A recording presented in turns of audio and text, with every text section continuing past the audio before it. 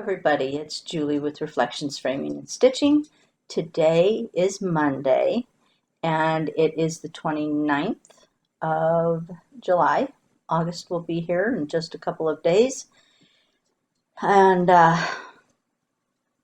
yeah, Dan and I have our wedding anniversary on Friday and we have a wedding to go to on Saturday. So we're going to have a kind of a busy weekend. But today's only Monday, and that means it's time for a video. Today's video is a chart of the day video, and it is number, what did I say? 157. Chart of the day, 157. That's a lot of videos. But y'all don't seem to be tired of them yet, so I'll keep going. So last time the question of the day was, you're on the highway driving, and well, you're not driving, obviously. You should not be driving and doing this, but someone else is driving, you're sitting there to pass the time. You make up stories about all the millions of other people that are on your highway, which they shouldn't be. When I'm on my highway, nobody else should be on my highway. But unfortunately, that's not how it works. So I make up stories to pass the time, mostly because I can't usually stitch in the car. Sometimes I read, but I have to keep Dan awake because he has a tendency to fall asleep. And so it's just easier if I just kind of people watch and make up stories. And some of you do the same thing, but some of you were like, no, I don't look at people in the car because that's dangerous. That's a sad state of affairs when it's dangerous to look at people in the car next to you. And that really upsets me that I don't think about it that way. I just, I'm not glaring at them or anything. I'm just casually look over. So anyway, I do appreciate your responses. I'm glad that I'm not the only whack job out there that's doing that. So we will now move on to today's chart of the day, which is from Stitchy Pros. This chart came out at Market this past spring. It is called Cardinal's Promise. And I have it on good authority, although I didn't personally get to see the model, but I have it on good authority that it is very beautiful when stitched up. I mean, the picture is nice, but you know what we always say about pictures. They don't do the pieces justice. So what it says is, when you see a cardinal, know this promise is true. I am never far away and am always here with you, which is a very nice sentiment.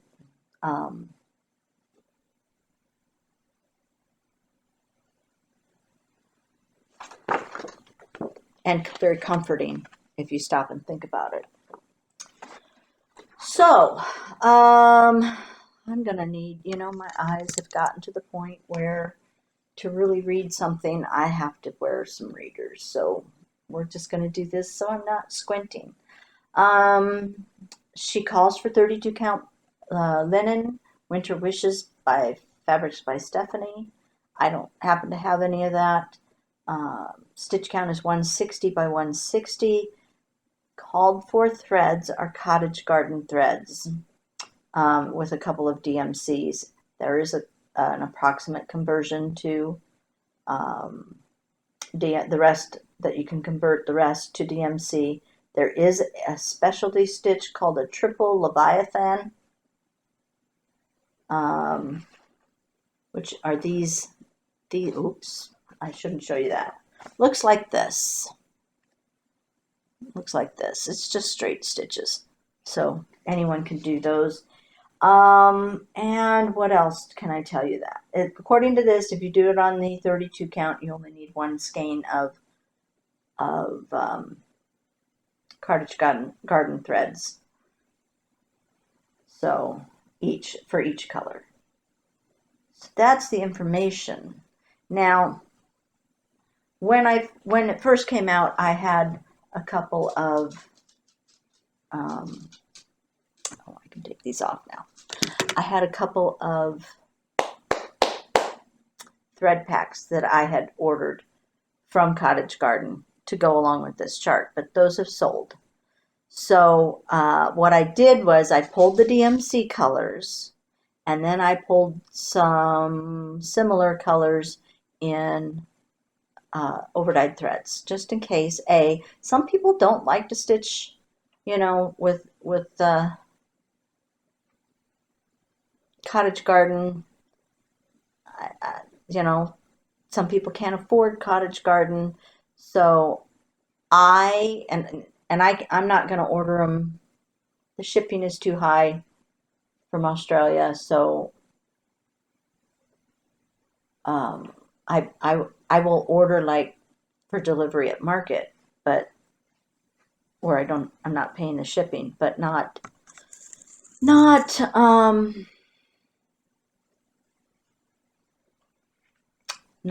other times. So I have done a conversion for you. I will leave this conversion it was a very simple conversion. I didn't have to spend a lot of time on it. Sometimes I have to spend a lot of time, and in those conversions, I do ask that you buy the threads from me. But this was a very simple one to do, so I'll just leave the information in the drop-down box below.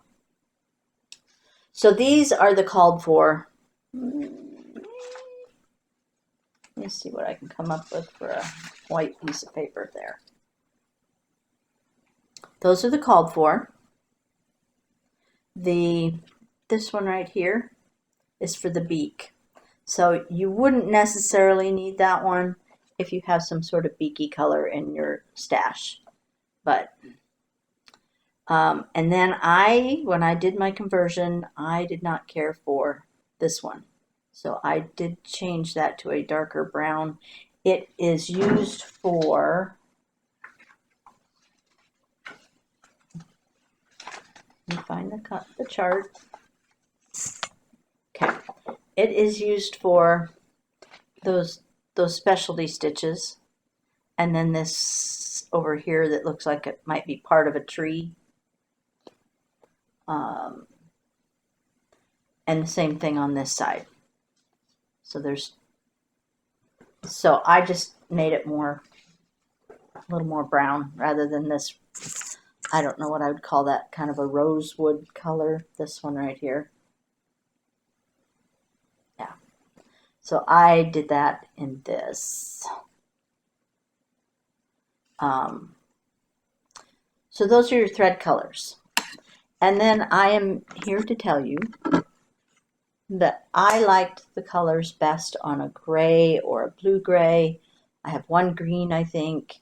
I pulled a couple neutrals, kind of a lighter one and a darker one, but I would highly recommend the blues or the blue grays or even the green, just because I think it probably looks better. It's prettier. So we're going to get started, and the first one that I have, is 40 count Stormy Night. It's Lugana. No, it's a linen, sorry. I really need to put the glasses on, but then you get the reflection. And it looks like this. It's the one that's stamped on the one side and plain on the other. Either side would be fine. This provides a little movement like you can see in the picture.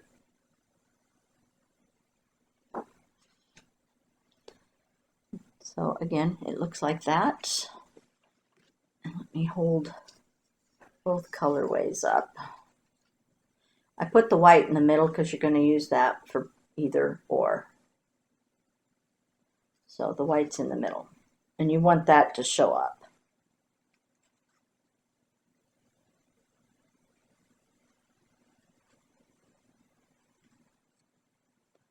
So that's what that would look like, which I think is very pretty. It would look fairly similar to the picture. And like I said, I heard it was absolutely stunning in person, although I didn't get to see it in person. Can you tell I'm just still a little salty about that? Next year. March will be here before we know it, right? Feldspar from Picture This Plus. This is 36 count. It looks like this. It's blue with a little bit of this beigey, peachy beigey color in there. And I think that would look good with either colors.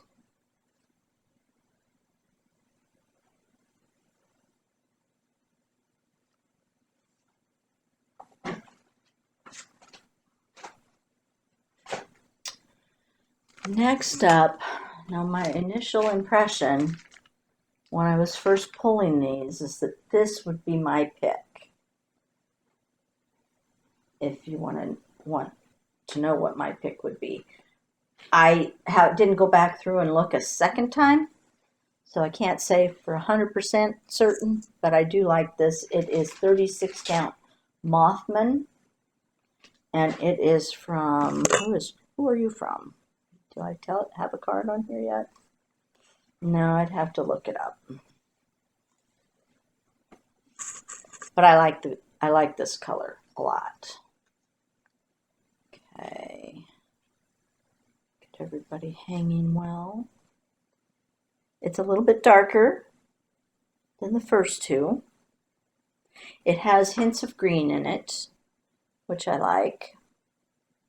So that would probably be my favorite right here.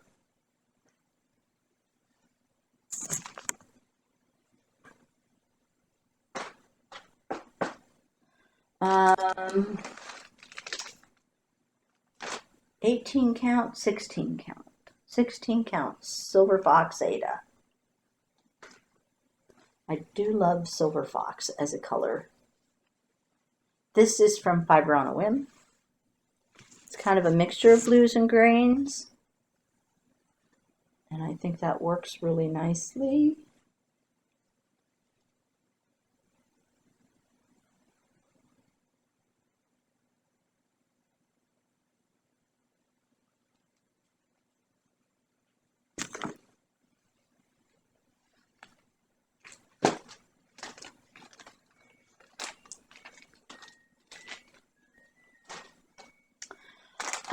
This is a 14 count Yorkshire Driftwood, which is a tweedy gray color. I will say this is not my favorite, just because this fabric is so stiff. But some people actually enjoy stiff fabric, so this would be one for you. It looks perfectly fine. It's just very stiff. I could probably sand something that needs to be sanded out there in the pantry, and it would do the job because it's a little rough. We're going to move on to the green, the lone green that I pulled, which is 32 count Moss from Seraphim. It's a pretty green color.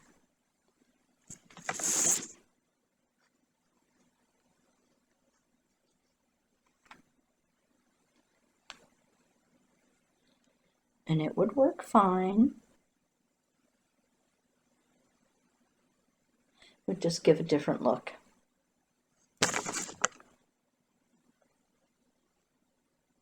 Yeah, it's still recording. I have to remember to keep looking to make sure. All right, and then the two neutrals. I am not fond of the neutrals with these colors, so this is going to be 28 count Lugana in Ren from Picture This Plus. And the colors just kind of die on there, but I knew someone would want to see it on a neutral color. And then last but not least, I pulled Ale, which is a darker neutral. I prefer this. There's a shocker.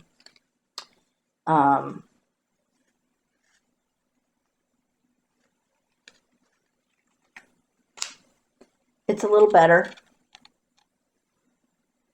but I still prefer the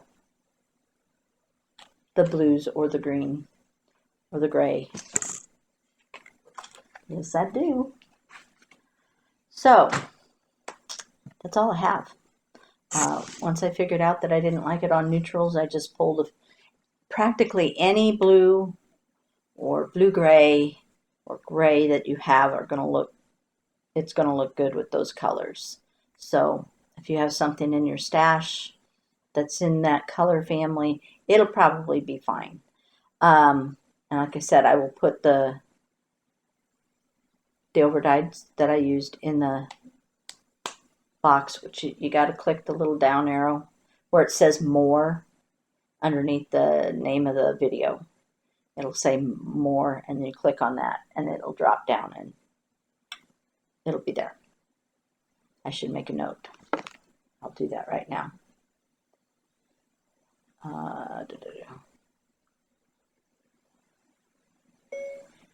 Add colors to drop down menu.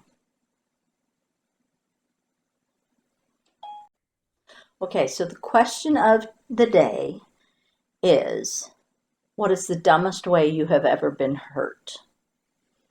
And I'm, not like, oh, I was in a car accident type hurt, but just hurt. You broke a leg or you needed stitches or something like that. I can only think of one thing that was really dumb.